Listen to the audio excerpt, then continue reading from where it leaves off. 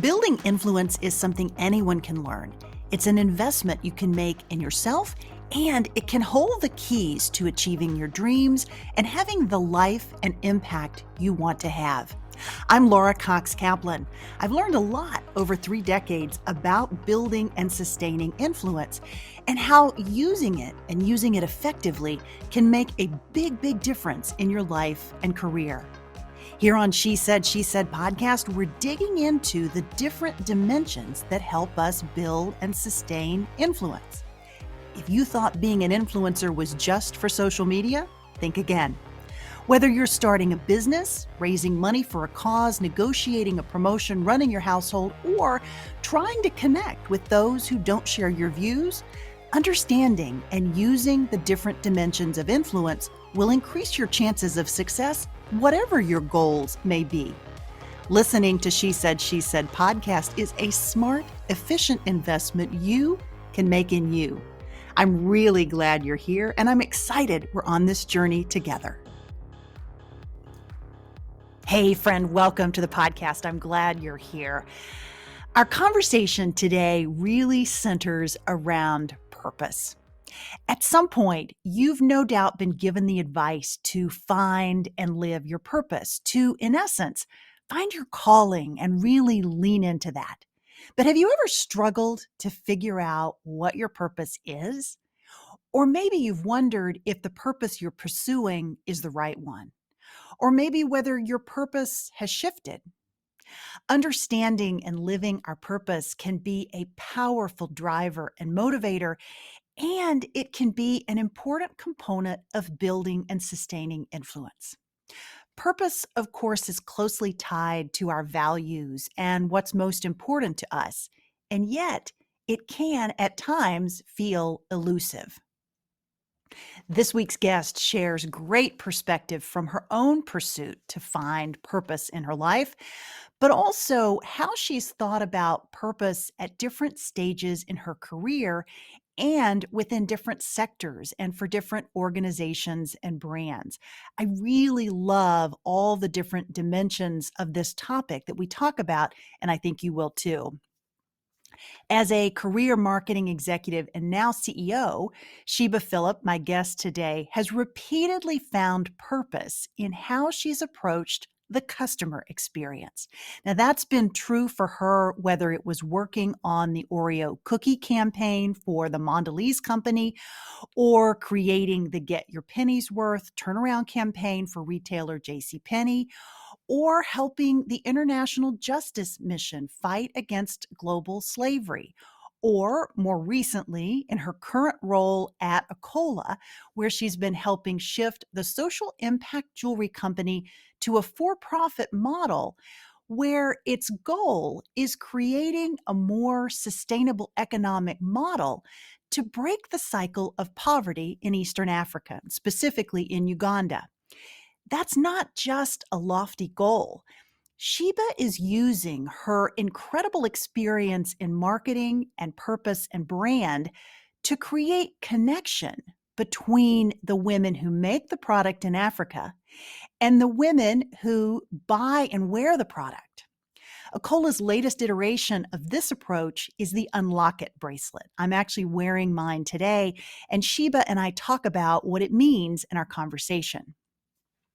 But before we jump into that, I want to draw your attention to just a few additional things. First, this concept of creating a connection, as we talk about in this conversation. The power of that connection is deeper, can be deeper than just getting someone to buy your product or listen to your message. Creating a connection can inspire greater brand loyalty for your product or your message, and it can be a very important part of your influence. Second, understanding that connection can also be key to helping us really find and hone in on our purpose. Third, Sheeba talks about the role of her faith in finding and adapting and ultimately evolving her purpose. And she also talks about the role that her faith plays in helping her take risks that have enabled her to ultimately find her purpose.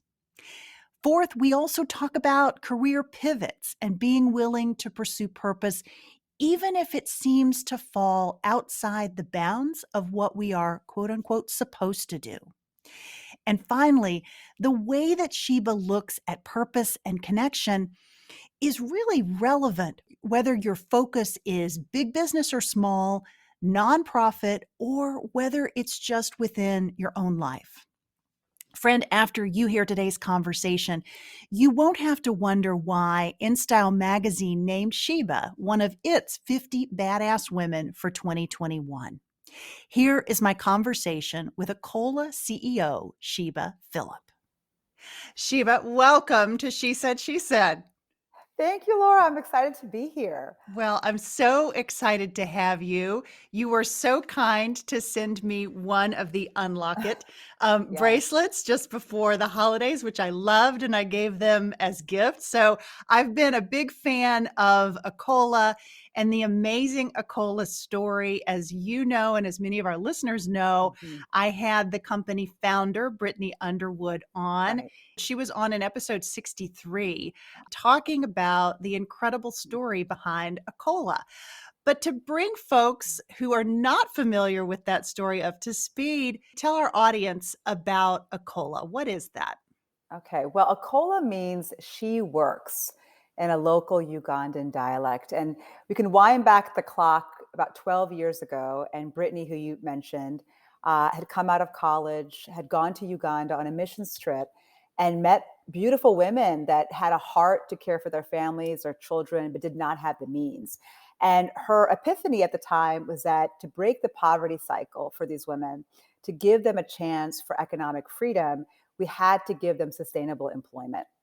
So the idea of AKOLA was simply coming out of this desire to break the cycle of poverty through job creation for women. And so it started with these women making little beaded jewelry, necklaces, and bracelets. And Brittany was taking it to Dallas and selling it locally. And before she knew it, the brand was being invited to participate in a huge opportunity with Neiman Marcus. So we had an exclusive deal with Neiman Marcus. We were selling this jewelry in luxury retail, which was really game changing. You know, there had never been at the time a brand coming out of Africa, built by the hands of the poor, that had the design and the aesthetic and the quality that could sit in next to the world's best brands at Neiman's. So that happened for about 3 years, and then in 2009. So fast forward to 2019, Brittany was building this brand with Neiman Marcus, starting to build a kind of brand awareness around this idea of job creation for women. And she was approached to then bring the product into Nordstrom and Saks. So at that point, it was a wow, this thing is really taking off. We are not a nonprofit anymore. We're now becoming this luxury brand with purpose. How do we do that? So that's how I joined. I came in March 2019 to lead the company from a nonprofit to a for-profit and get us onto this journey of becoming a luxury brand grounded in purpose. Yeah, maybe talk a bit about your background and the appeal for AKOLA, the appeal to you for AKOLA. Yes, I have a very interesting background. I've cut across numerous sectors, and one would say is a little bit of a chaotic career in the sense that I started coming out of business school, working 10 years, building global food brands for craft foods. So Mhm. foods you probably have eaten at some point in your life, like Oreo cookies and Ritz crackers and Jello. And I was building those brands with a deep expertise in marketing, and loved working in food because of the connection you have with moms and kids and that ability to create purpose in the brands that you're building. Mhm. And that kind of began this journey of building brands with purpose. That's really my heart, to be in business and create brands that can redeem societies and lift up people. So it started with food and beverage. And then I moved to, I made a radical move actually to the nonprofit sector. I worked for International Justice Mission, which is the largest NGO based in DC that is fighting modern day slavery. Mhm. So human trafficking, exploitation of the poor. And I came in to help redesign their brand. I was the head of marketing for them and really loved my experience in the nonprofit world, but was itching to go back into business and kind of take the best of nonprofit, which is about purpose and telling great stories and lifting people up in communities, and putting that into the context of a business and running a brand. So I left IGM and went to JCPenney. I joined the turnaround team for the brand here in Dallas. And as everyone knows, JCPenney is an American icon, over 100 years in retail, and was really struggling to figure out how to modernize themselves. So I joined the turnaround team to help rebuild the brand as a head of brand marketing and media for them. So I've had this kind of interesting experience of, you know, food and beverage, global brand building, working in the NGO world, and then also working in retail, which has uniquely prepared me, I think, for the AKOLA role. And the journey I was on was I actually left JCPenney. I took a severance package, and it was a tough season of my life where I lost my job. I mean, essentially, Mm. and there was a big shuffle in the executive leadership team, and when that happens, you're not probably going to stay long. And so it was a time for me to really assess what I wanted out of work, Mhm. what I wanted out of life. And it was a tough but beautiful journey for about 2 years, where I was consulting and kind of really thinking through my next steps. And that just naturally segued into me meeting Brittany and learning about AKOLA. And at that time, like I said, she was thinking about, how do I scale this company as a for-profit? I need someone to come in and lead this. I had been on this journey of saying, I love what I've done, but I want to be in this intersection of brand and purpose. I have done the big company thing, and now I'm ready to really build something on my own. So it was just a perfect marriage of time and opportunity. And for me, what attracted me to AKOLA was really not the product. I mean, although the product is beautiful, it was a Mhm. story behind the product. It was the stories of women that were changing their lives by working and Mhm. by building this beautiful jewelry. And it was the potential that this company had to not only transform the continent of Africa, but really lift up women here in the US by sharing those stories and connecting women that were making the product to women that were wearing the jewelry. So I could see this world of story and potential, of purpose. And that was what I was so attracted to, and took the leap of faith to leave a very kind of, Fortune 50 type executive career to then jump into the world of startup and be an entrepreneur 25 years into my career. So I it's love it's that. been an exciting journey. Yeah, I'd love for you to go back a bit, if you don't mind, and share with our audience maybe the process that you went through as you were making this pivot. You had left a job that you probably weren't quite ready to leave. I mean, Right. you left on your own accord, I recognize, but it ended. And so you had to find, you know, regain your footing and figure out what you wanted to do next. You really faced that, opportunity, that challenge of pivoting in your career. How did you go about making that decision? Was there a process that you used or advice that you have for others? Because so many people, especially right now with COVID, are making these big career and life pivots and decisions about, what do I really want to do next? This is not working for me anymore. How do I make this decision? Is there advice that you would share for how you made your decision that might be helpful for folks listening?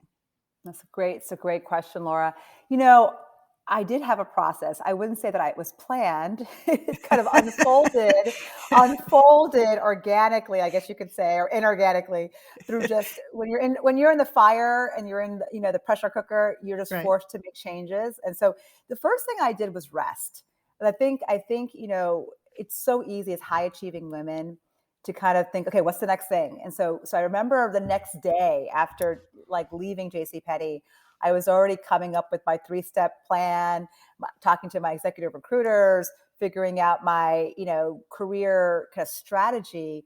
And I just felt really that I couldn't do anything unless I could hear myself and hear what I was thinking and feeling. And you can't do that if you're not resting. And Mm. so much of the time, when you work in a very intense career, you're subject to all the circumstances around you. You're not actually in control. You're just responding to whatever the environment's throwing at you. So when you're in a period of rest where there's like less activity, there's more time to think, to pray, you can really then open up and deeply kind of have an introspective view of what's happening. And so I took, I forced myself to take 3 months of absolutely no work. I wasn't going to take a single interview for a job. I wasn't going to talk to a recruiter. I was just going to rest. And rest meant for me, my faith is very, very important. So spending a lot of time in prayer. Mhm. I traveled to Israel. I did what was on my bucket list. Mhm. I joined like a Bible study in the middle of the day, which I would never do in my normal career. I was working with, kind of hanging out with women that I normally would not be with because they're all mostly stay-at-home moms. So it was really interesting and fun to connect with a different type of community of women that I had not been with before, and just really decelerated my life a little Was bit. that hard? Was it hard to really Very make that? hard, very hard. Because you Because literally go from one kind of identity, if you will, and yes. one way of operating and knowing how to operate to something that's really very, very different. So different. And this is where the next thing is like, what does success look like? How do you define success and how do Mhm. you define your identity? My identity had been grounded in this idea of being a high performing executive. And all of my time and my energy and my emotion was put into that. Now, my identity was just being a girl that, goes to Bible study or prays or hangs out with friends. I didn't have a job. And it was Right. just so humbling to go through that and say, my identity is not defined by what I do. And I have to just break that narrative in my mind. And so those 3 months going to a cocktail party and saying, well, what do you do, Sheba?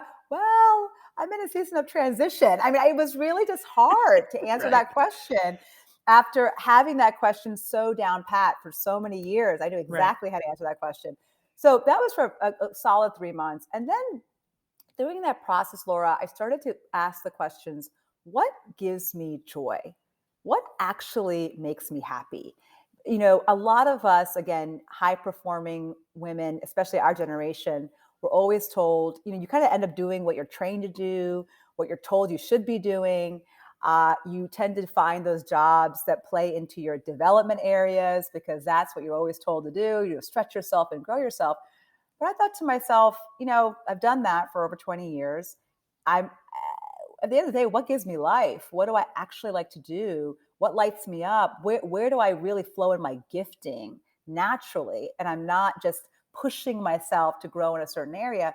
And as I asked those questions after that time of rest, I realized I wasn't in the right jobs for many Yeah. of my career. I had picked the wrong roles. I picked roles that looked great on paper, that had great compensation structure, that made me feel like my MBA and everything was worth it. It just I had signed up for what I thought I should be doing, not what I actually want to do.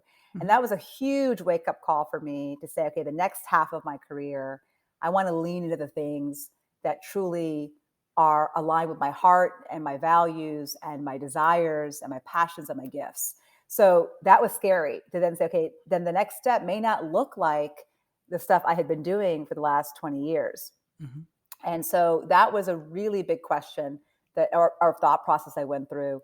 And then the third thing was then to then really push myself to then go into spaces and connect with people that were outside of my traditional kind of career worldview. So I started talking to people that ran startups. I started advising smaller companies. And as I started spending some time in consulting for startups and working with startups and realizing, this is a world I actually think I would really enjoy because I realized what I love to do is building things, coming in and building the fundamentals. I love to have a lot of autonomy to create not just the marketing, but the full brand experience. And I started to realize this is a perfect fit with startup and kind of being able to build a brand from its early foundations.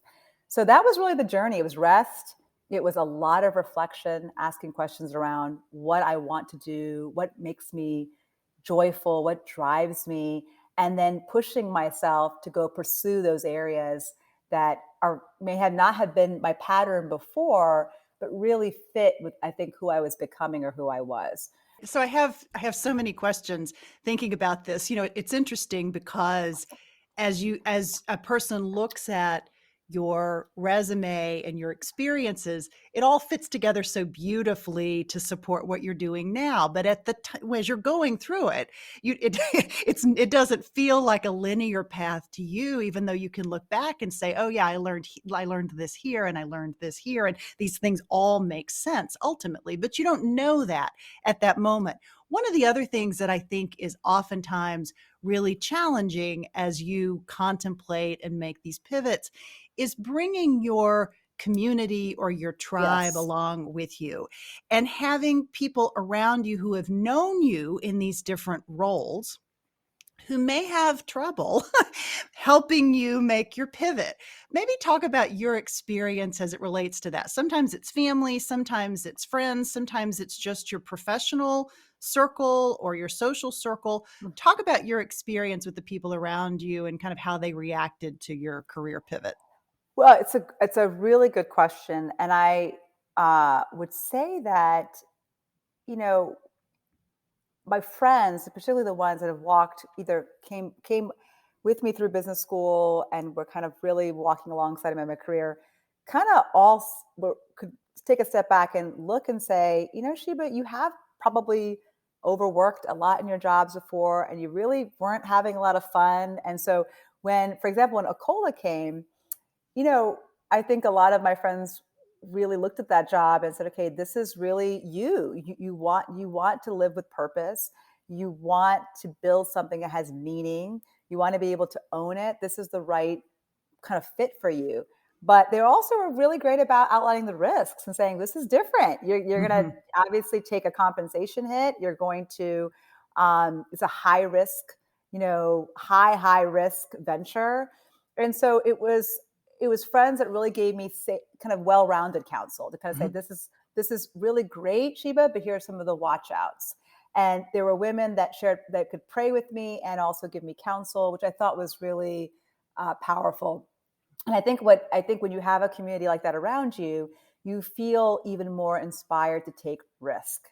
And I think for me, if you think about what you said about that journey around, for me, I didn't realize when I was doing it all that it was leading me to AKOLA. Ultimately, I feel like the last 20 years of my career has prepared me for this role that I'm in right now. Had no idea coming out of business school I would be doing what I'm doing now.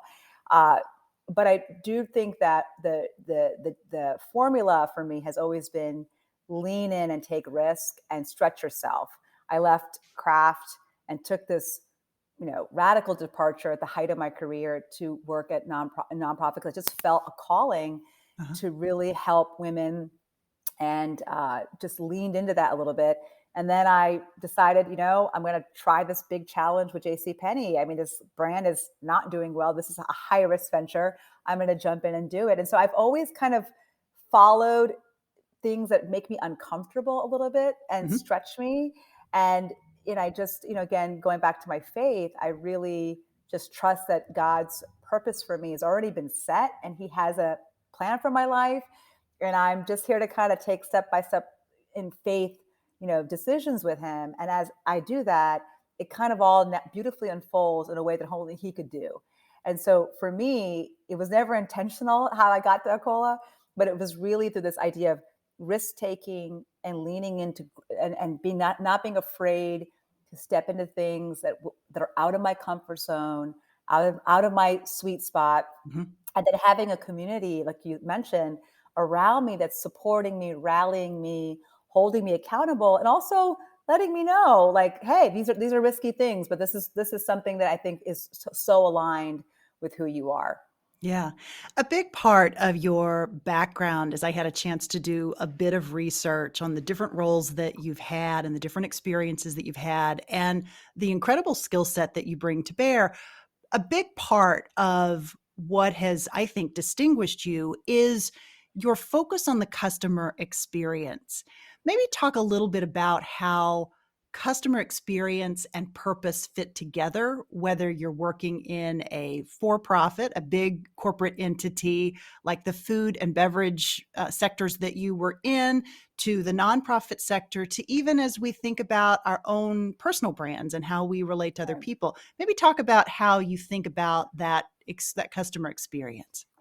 I think for me, it is brands with purpose can create a beautiful customer experience when they're focused on unlocking a customer's full potential. I think if you sieve it down to all of us have a purpose, all of us have a potential, the potential to be the best mom that we can be, the best leader that we can be, the best wife we can be. To me, that is what the story is about. And when a brand's purpose, when a brand is calling themselves up to a higher purpose that's bigger than the business that they're in, and they invite customers into that journey, a brand is unlocking their potential, and they're also inviting the customer to unlock their own potential as well. So Mhm. a perfect, an example is like, but it's probably not a traditional example, is my time with Oreo. I was running the global brand for Oreo around the world. Believe it or not, Oreo is the number one cookie in the world. Oh, I believe it. Yes, yes. It's It's January, so I'm not allowed any Oreos, but I do right. believe it. And, I loved working for, Kraft Foods and Mondelez International that owns Oreo. And because it's a brand that, we said this brand is not just about a cookie. It's about unlocking childlike delight. It's about having any person, whether you're 10 or 50, when you eat an Oreo, you're tapping into that childhood, joy, imagination, and creativity that you had as a child. And what we were trying to do as a brand was invite moms to twist, lick, and dunk their cookie with their child and create a beautiful connection as mom and child, or father and child, and have both of them realize the kid inside themselves, which is just a really joyful experience. So Yeah. that's a perfect example of a brand having a high order purpose. It's not just about selling great cookies, but although we did that, and also inviting the customer in to have a beautiful customer experience with that brand, that they too are then unlocking their own potential. And in the case of Oreo, being a better mom, being a better dad, and really tapping into who they were when they were first born, that inner childlike delight. Mhm. So that's an example of, in a private sector brand that you would never think is a typical brand with purpose, or not, a nonprofit, but that's a great example that any brand, I think, can do that really, really well when they figure out that bigger thing they're going to stand for, and what that can unlock in the customers and the consumers that are participating in their brand. Yeah. So, in the role that you're in now with AKOLA, talk about how you think about the customer experience, because there's so many layers to what's happening at AKOLA. There's the women who are in Right. Uganda, who you are bringing out of poverty and giving them and their children and their families an real opportunities, truly to acquire finances, to take care of themselves, all these things that really will change lives. And then you have the customer experience on the flip side of the people, the women and probably men, who are buying your products. Maybe talk about how you think about this idea of the customer experience and purpose as it relates to that. Right. I think that, there's a traditional model that would say, and this is sometimes how the nonprofit world will work, is that you have your constituents, the people you're serving in the communities, i.e. the COLA women, and then you have your customers, your donors that are sitting here, and they're two separate things, and they come together when the customer is, or the donor is willing to, give money to this nonprofit or support this mission to help this other community. So that's Mhm. really how it's been historically built. I Right. think for a cola, what we're trying to do is break those silos and create a connection, a global connected experience. So this feels like every woman at the table has an equal voice. It's the woman who's making the product and sharing her stories and sharing her voice, and having her see she's got the potential to lift a woman who's buying the product. And that woman has the potential to honor this woman that is making the product by helping her keep a job. So it's not, I think there's this older paradigm of, one person helping the other. So it's the person buying the product or donating, helping the other person in need. But the way we see it in AKOLA is that we have things to learn from each other. We have things to gain from each other. And it's about creating an experience where that exchange can happen. So, in a perfect example, the Unlock It bracelet Hmm. that you have, that was birthed out of an idea that every woman carries something beautiful inside them that is just part of their beauty as a woman. It's their courage, their strength, their joy, their glow.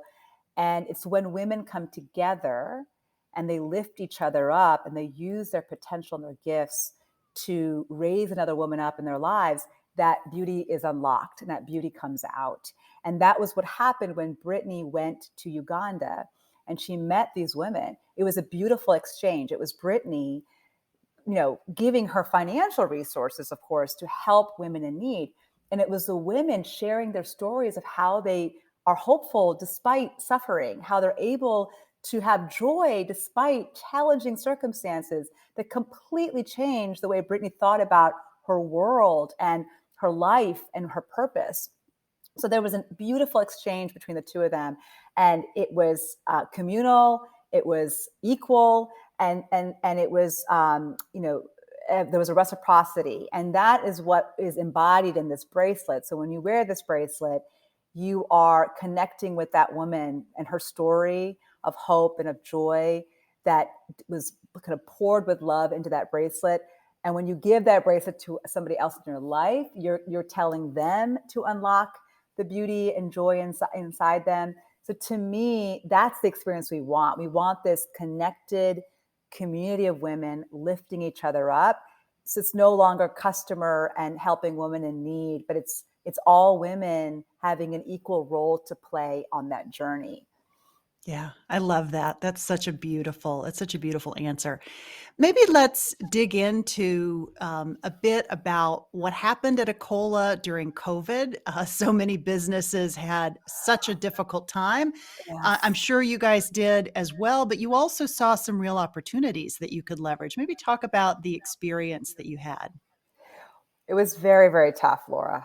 I'll start with that. We had, as I mentioned, I joined the company in 2019, and we were restructuring the company from a nonprofit to a for profit. So I had just done that work. We had built a new team, uh, redesigned the product. We were ready to make the shift from being a nonprofit that makes beautiful jewelry to a luxury brand with purpose. And Mhm. I spent a lot of time doing that. We closed our seed round in February of 2020, and then March, COVID breaks.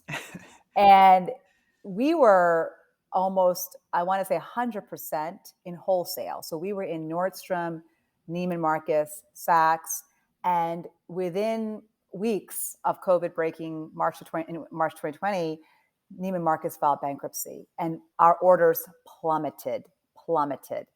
And we went from this super high growth trajectory to trying to stabilize and stem the bleeding. Wow. And it went so quickly. Yeah. And the biggest thing we had to do was be incredibly agile with the product. So we knew women are not going to wear expensive jewelry when they're sitting at home in their sweats. And at that time, we were in complete shutdown. So no one is going anywhere. And we just started to brainstorm about what can we do, because if wholesale is kind of plummeting, we have a website.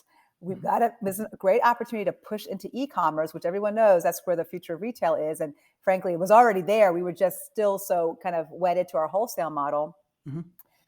But selling jewelry is not going to do anything. What do we do? And so we had brainstormed, and Brittany and I were talking, and we remembered that we had this DIY bracelet kit. This kit that you can make, you have beads in there, you can make bracelets and necklaces. And we had it in Neiman Marcus. We never really sold it online. And we said, what if we put these kits out there? Women are at home with their children.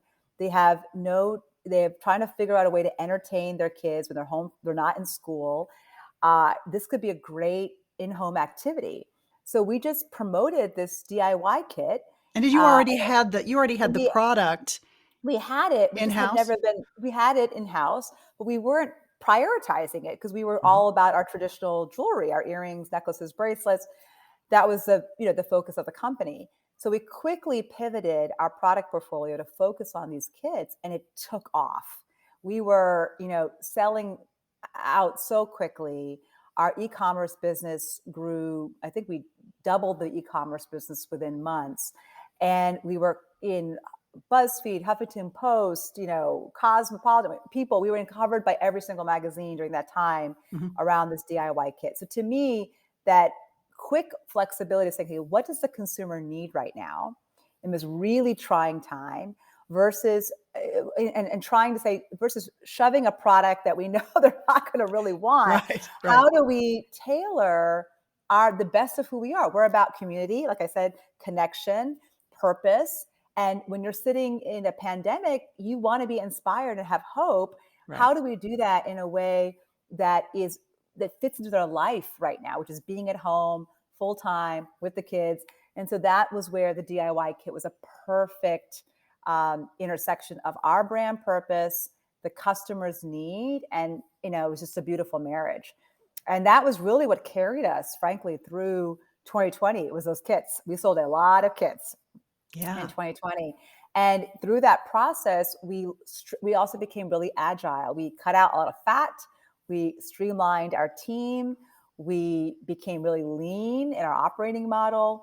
We shifted to e-commerce, which is something that unfortunately took a pandemic to really light that acceleration. Mhm. And I'm happy to say we're still here when many small businesses really shut down within months in 2020. So we're so grateful, and it really took us being, like I said, very agile and quick to respond to the environment. Mhm. How did the pandemic impact your workforce and the women that are, the primary constituency that you're trying to help are these women in Uganda? How did COVID impact them, and how did sort of that impact the whole company? In the height of the pandemic, we made the decision to keep every woman employed in Uganda, despite not having the sales volume to support production. And we're in manufacturing, so most of what happens is, in fact, at the time, factories were just shutting down and letting go Right. of their production workers. And your We made the manufacturing happens there, right? It Yes, happens so in yes. Uganda. Yeah, and I should have mentioned that earlier. So, we are the power of AKOLA's model is that we are not an artisan model where we just pay a person who knows to make a bracelet or breaks a bracelet to pay them, and then we sell it here in the U.S. We are a vertically integrated brand. We do design and product development here in Dallas, and then we manufacture through vertically integrated manufacturing in Uganda, where we employ marginalized women. They are our employees. They're not women that know how to make jewelry. They are women that are learning how to make jewelry through employment with AKOLA. And so their employment is not just getting a living wage and making jewelry. They're also getting social services wrapped around them Mhm. that help them understand how to save their money, open up a secondary business, put their kids in school. So it's really walking alongside these women, even if they don't know how to make jewelry, and trying to build their skill set and build their empowerment that way. So when we think about our DNA and our business model, letting them go just didn't feel aligned with our purpose and our mission. And it's hard because we're a for-profit now, and Right. that really hurts our margins and our ability to be cost effective. So we did that for well over a year. We kept everyone employed, and we paid them their wages and made sure they were safe. And many of them were working out of their homes in their village or not working at all, but we could continue to sustain them. And we did that out of the commitment, and our board and our investors all committed to doing that because of of AKOLA's mission. Mhm. And Uganda, unfortunately, has had the longest shutdown period in the world. So they were shut down for 83 weeks, and they only are now coming out of their shutdown Wow. now. And so we've had to work through that, which means, and their shutdown was everything from everyone stays at home all the way to avoiding intercity transportation and curfews. So we've had to adjust our entire working model to accommodate the shutdown criteria. So it's been challenging. but something we've been able to still see through. Yeah. I mean, it's incredible when you think about that. And the supply chain issues associated with COVID. There's just so many different levels So many of issues. how businesses, well, everybody was impacted, obviously. And we continue, obviously, to struggle with some of this to some degree, right? As we're working our way through it. That's incredible. Yes. Yeah. Maybe talk a bit about some of the challenges that you see in building a loyal customer base, right? Hmm. Building a story, creating a purpose, creating appeal for your customer, but maybe talk about how you go about really solidifying that loyalty so that they don't just buy one Unlock It bracelet, but they actually become part of your community. Maybe talk about your philosophy behind how you do that and best practices around that. That's a great question. And I would say we're still on that journey with AKOLA. And in fact, we were talking about that yesterday, that it's very easy to become transactional, where you're just selling the product and the customer is just buying the product and you forget the mission and the story. So I think you build loyalty through coming together on a common mission, and where it's not about really the product, but it's really around what the product represents. And, for Unlock It, it is this idea of, like I said, a connected global community of women lifting each other up. So what we're trying to do a lot more of is when you get that first product, and this will be coming soon as we're in the throes of developing this right now, is we want women to not just get their bracelet, but hear the stories of women that are making the bracelet. So how, and get pearls of hope and wisdom that are coming from the women in Uganda. I mean, there's Love incredible that. advice that I have gotten from just how to live with joy, how to live with grace, how to live with strength when you have nothing.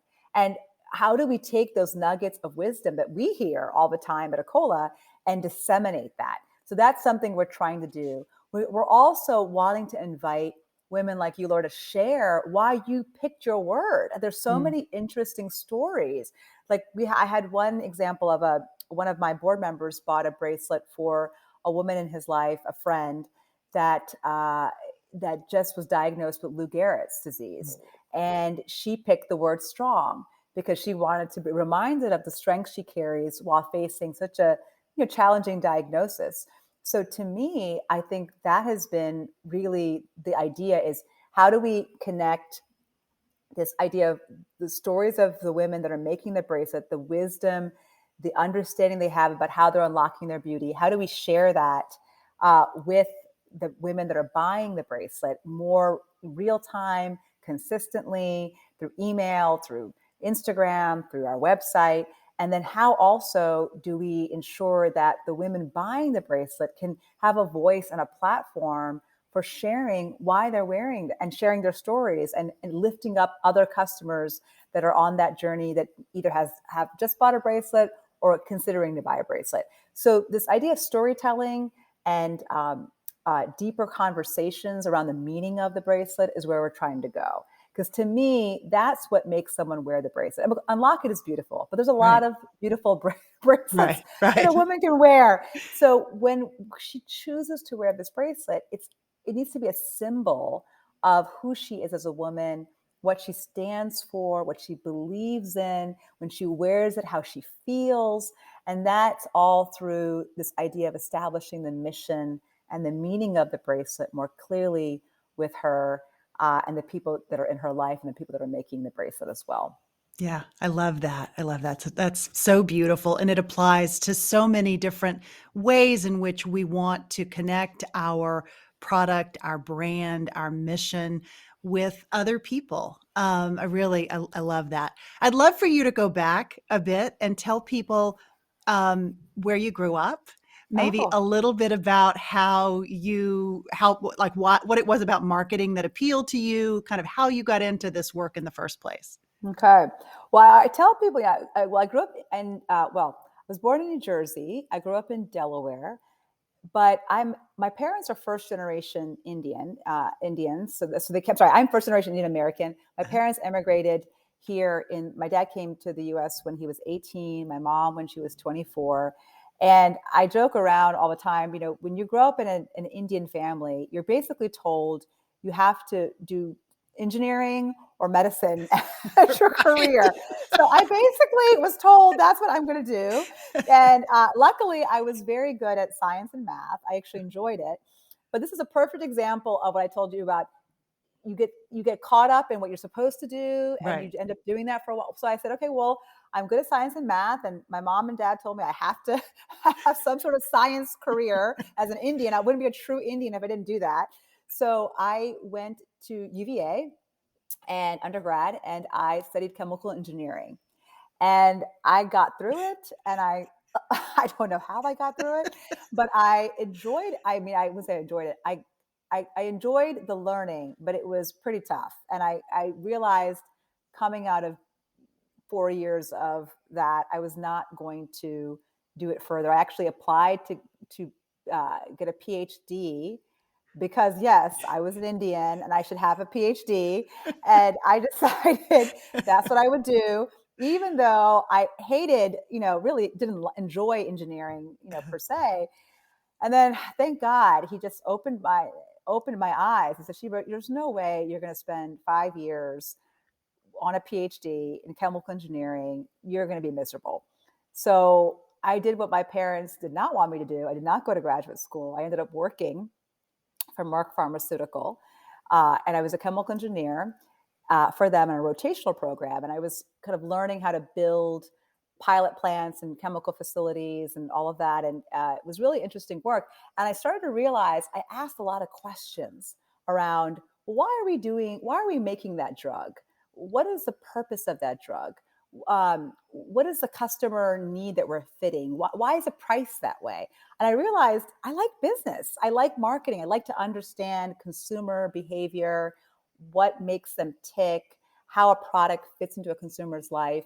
And at the time, I didn't probably put language to that as brand management or brand work or leadership, but I knew I loved business. And I knew I wanted to be at the table making those types of decisions. So that kind of got me on the journey to business school. I went to Harvard Business School.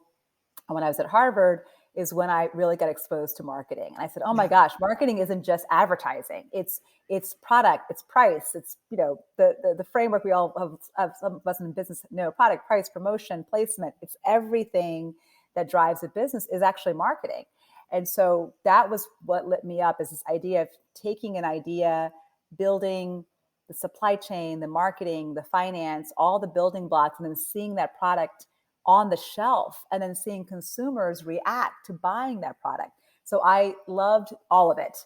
And that's why I, decided to leave my engineering science career and go into marketing. And so I decided when I came out of business school to take a job with Kraft, where I could really learn the art of building brands and in a holistic way. And that launched the whole career in marketing. I love that. What a great story. I'd love for you to talk a bit about our theme, if you will, for the podcast is around influence and maybe the Yes. connection between purpose and influence and how you think Mm. about that. You know, for me, if I have a purpose, or our company has a purpose of lifting women up, you know, we need to be sources of influence to create that change in the world. So to me, influence is the way you live out your purpose, right? If it's all great to say that I want to help women Mhm. lift themselves, realize their full potential, but if I'm not influencing them to do that, my purpose only goes so far. Right. And so I really do think influence is the outflow of your ability to live out your purpose. Now, that influence, though, comes, and I was really thinking about this last night. I don't think it's trying to create massive change at the forefront. It's trying to create micro changes, little things that move someone towards that common purpose, that shared value. So let's take, for example, the story of Unlock It at AKOLA. I'm running this company with Brittany because we believe that women have this tremendous potential and they're meant to live it out in the world, and we're meant to connect with each other to help each other unlock the potential and the beauty inside us. So it started with, like, how do we create that influence? The first thing is, let's just create a product that represents this idea. We can say this all we want, but if we don't have a symbol for that, it becomes just a verbal exercise. There's not a tangible thing that we're trying to do. So that was the Mhm. first thing. What can we do to create an iconic product that represents, is it's so like intuitive when you see it and that really lights women up.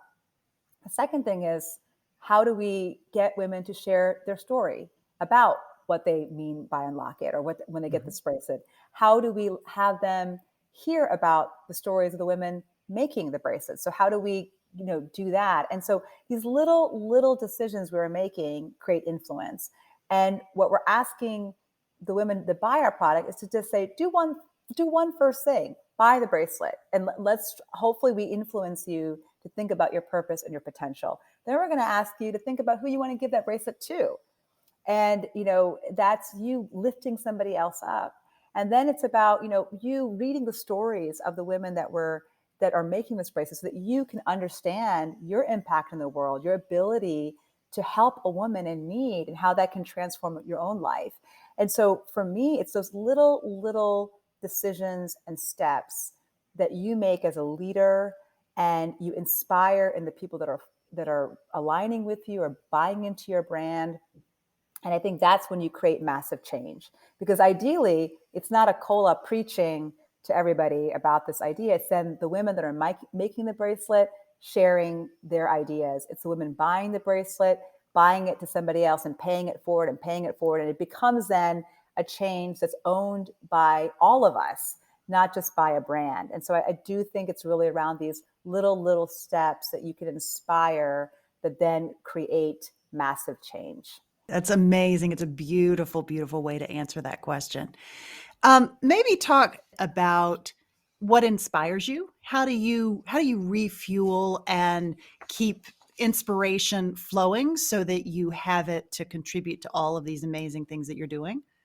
The inspiration part for me, one is my faith. I really spent a lot of time, like I said, cultivating my faith in God, and that's like through prayer and through my church and through hanging out with friends that share my same values and faith. That's very inspiring to me because it makes Mhm. me realize, like we said all the way back at the beginning of our time together, that my identity is not my work. So if I can relax and release a cola to God, and trust that I don't have it all figured out, it really takes the pressure off and allows me to then flow in more creative thinking and energy, because I'm not so worried about how Right. to keep the company moving. So to me, that's probably more of a spiritual thing of just Uh-huh. releasing and letting go, which then opens the door for me to then be really open to creative ideas, and I have the mind space to do that.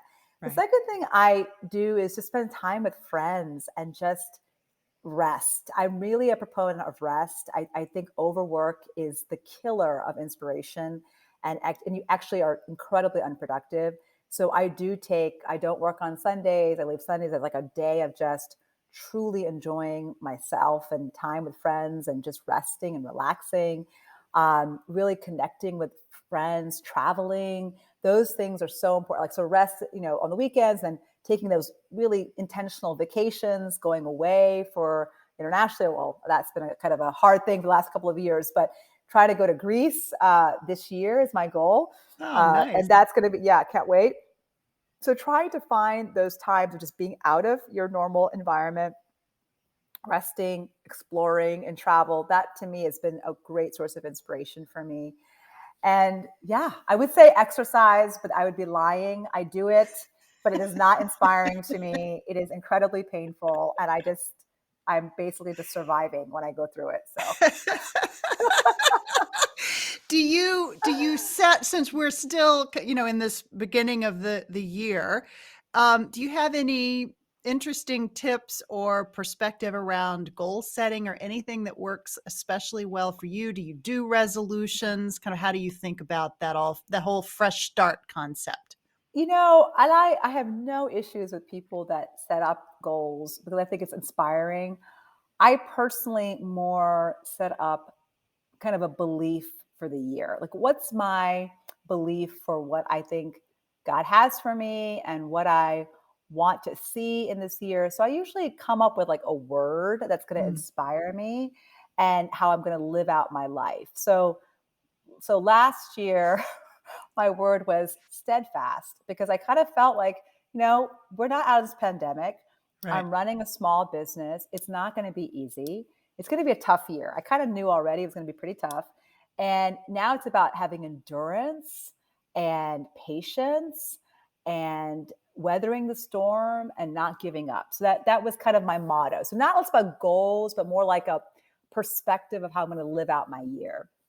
And then this year, the word that I had is something so different. It's spectacular, which is so different. And it's so unlike me because I'm usually like a glass half empty type person. But so I went from steadfast to spectacular. But this was really more to say, you know what? I need to believe in exciting things, surprising things. I think we're all surprised by what we can do despite this pandemic. And while the year has started off for us very challenging with Omicron, it's really impacted our business. Right. I'm believing that, the best is yet to come, that I should be kind of waking up each day with a hope that something surprising and exciting will happen on AKOLA that's beyond my expectations. We're so excited about Unlock It and what it means. That the feedback we've gotten has been tremendous. So we're like, okay, this is going to be a spectacular year for our company, for the women that make the product, for the employees that are doing so much to bring the story of AKOLA out into the world, and for us personally. So that's kind of how I think about it. And I'll let you know next year, this time, if spectacular was the right word. I'm hoping it is, but yeah, that's how I think about it. But I other than love it. that, my only other resolution is to hydrate, drink more water, which I rarely drink water, which is horrible. And my other thing is to try to read a book on the end table. And the fact that I couldn't even tell you that I know what book is on the end table tells you that I am not off to a good start. Well, you've So got other priorities at the moment, yes, and that is yes. okay. That is okay. Oh, Sheeba, thank you so much. I've loved this conversation. I feel very inspired talking to you, and I know that our listeners will as well. And I urge everybody listening to check out AKOLA. It's akola.co, right? yes. So you AKOLA.co, can, AKOLA, and I'll include a link to the website in the show notes for this episode as well. yes, thank you. So it's www.akola.co. And then please follow us also on Instagram at AKOLA Jewelry. Wonderful. Sheeba, thank you again. Thank you, Laura. It was a pleasure. Friend, thanks so much for listening. I'd love to hear what from this conversation resonated most with you. You can reach me via the contact link on our website at shesaidpodcast.com or via my social media channels. You'll find me at Instagram, LinkedIn, Facebook, and Twitter. I'm Laura Cox Kaplan. Also, I'd love it if you shared your thoughts in a review of this episode. Most of all, I hope you found this investment in you worthwhile. Until next week, take care. She Said podcast is produced weekly by She Said Media.